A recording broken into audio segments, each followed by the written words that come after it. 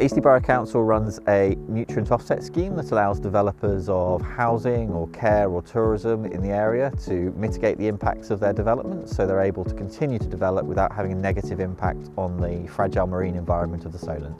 The scheme covers the Itchen, Hamble and Test river valleys and also some areas of New Forest that empty into Southampton waters.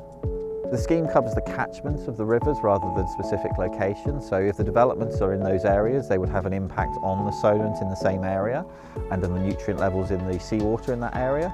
So our scheme reduces the nutrients in the water by taking farming land out of active use, which means that it offsets the impact of development in those catchments. The Solent is a really fragile marine environment, and increasing development in the area has led to an increase in nutrient levels, particularly nitrates and phosphates in the water. That leads to issues with algal bloom, and too much nutrients is actually damaging the marine environment. So the need for nutrient offsets is a result of the habitat regulations from the EU and the UK's implementation of those. Eastleigh's attitude was that rather than wait for government to come up with a solution to this, we would offer a scheme that enabled development to continue sustainably within the region, so didn't hold back the economic development, tourism development and housing development we needed, but at the same time made sure that we didn't have a negative impact on the Solent.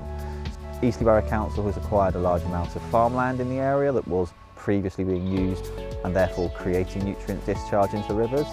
By taking that out of use and turning it into green spaces that the community can benefit from and that don't have the same impact on the rivers, we've increased the amount of green space available for local people and we've enabled development. Eastleigh Borough Council is very innovative in this space. There are not many other council or government-led schemes doing this. There are a small number of private and charitable schemes in the region, but Eastleigh's is the largest, and Eastleigh has seen it as a role to enable development beyond our own boundaries throughout the whole region.